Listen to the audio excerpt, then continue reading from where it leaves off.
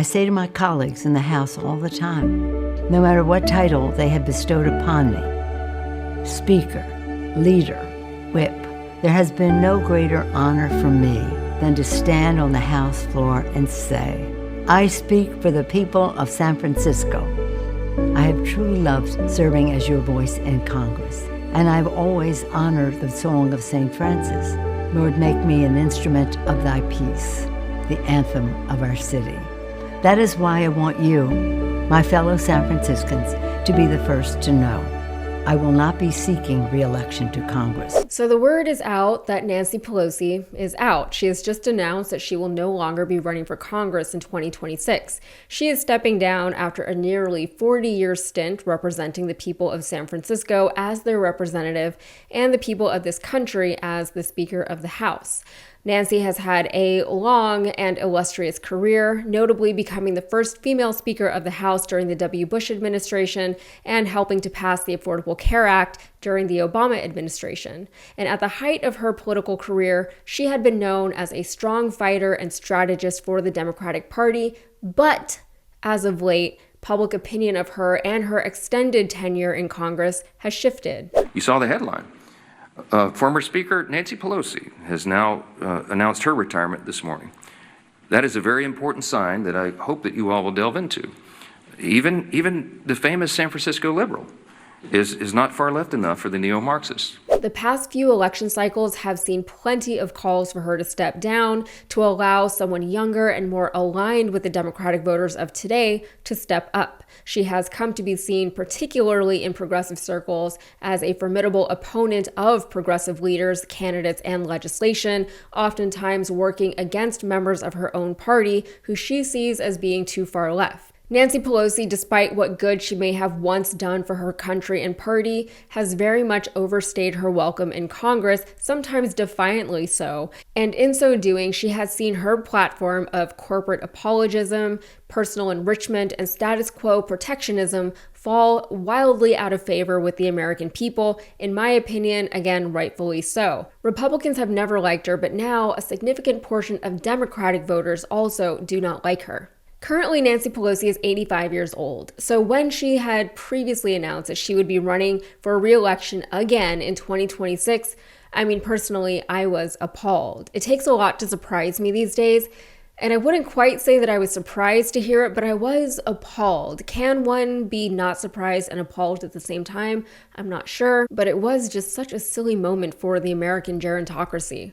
But following election night, after Nancy helped her state pass Prop 50, she announced that she would no longer be seeking another term in office. She will be retiring once her current term is up. So then the question is, who is going to fill that gap? Enter Shoikat Chakrabarti. He is a 39-year-old millionaire. He made his money at a very young age working for Stripe in Silicon Valley, and now he is running a progressive political campaign for Pelosi's seat in Congress. And yes, as a part of his progressive platform, he is campaigning for higher taxes on the wealthy, which would include himself. When I talk about the policies I'm running on, yeah, a lot of it aligns with socialism in the country. I'm talking about universal health care, tuition-free public college. I call for public power in San Francisco. I call for building millions of units of affordable housing and having a stronger state capacity. I'm an FDR Democrat.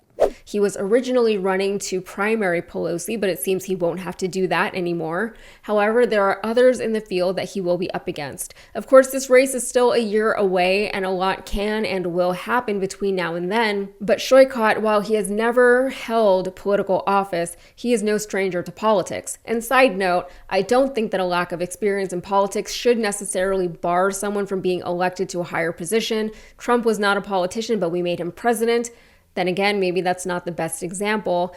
But Congress specifically was supposed to be full of lay people who came from various and diverse communities across the country. It was literally supposed to be representative of the American people. Having career politicians in office the way we do now is actually a problem, but people love to vote for incumbents, name recognition, the devil you know, etc. All of that can go a very long way in politics, apparently. Anyway, Shoikat left Silicon Valley after making his money and started working with the Bernie Sanders presidential campaign in 2015.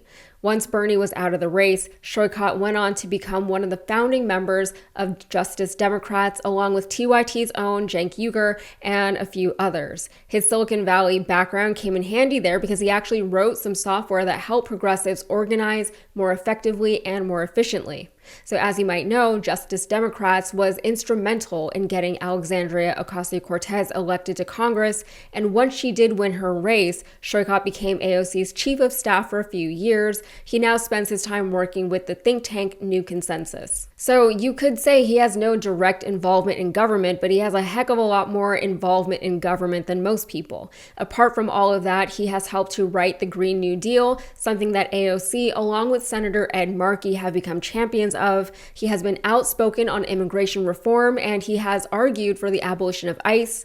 And earlier this year, he announced that he's running to represent the 11th Congressional District of California, challenging the formidable incumbent for her seat. So I mentioned that Schoichat is an old colleague of Cenk's. So here he was just recently speaking with Cenk on TYT. I think this was from a couple of weeks ago. Cenk asked him why he was running to primary Nancy Pelosi. But of course, this interview was from before she dropped out of the race. Nancy Pelosi is part of an old guard that believes we just need to reform the existing system a little bit. We can just continue ignoring the huge issues that have been piling up for decades when it comes to things like the skyrocketing costs of healthcare, of housing, of childcare, of education.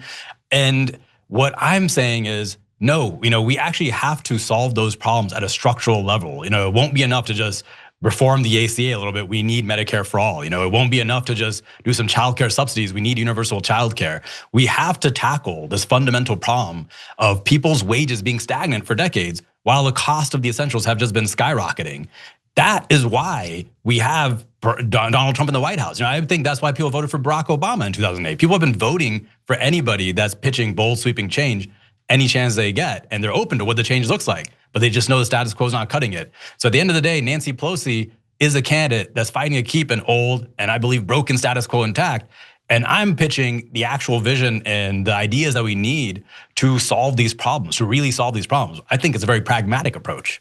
There are other Democrats in the race for the seat, including Scott Wiener, who is the more establishment Dem, poised to fill Pelosi's establishment shoes. But if Schoichat knows anything, it's how to, without sounding too cheesy, think differently about politics. He has a tech background that has already informed so much of his worldview. He's willing to, as a millionaire, pay higher taxes, and he's already won a massive election with AOC, and he's helped shape legislation. This is definitely a race to watch. All right, that's it for me. If you got anything out of this, please like the video and subscribe to the channel for more. Thanks. Hey, it's Yasmin Khan. Thank you so much for watching. If you're into what we're doing here, please hit that like button. It really, really helps. And if you want to see more videos like this one, don't forget to subscribe to Rebel HQ and hit that bell so that you never miss an upload. I've also got a playlist with all of my videos, so feel free to dive in and catch up there. And if you're over like the corporate spin and just want real people-powered news, hit that join button and be part of the movement. We couldn't do it without your support. Seriously, thank you so much. Stay informed, stay engaged, and I will see you in the next one.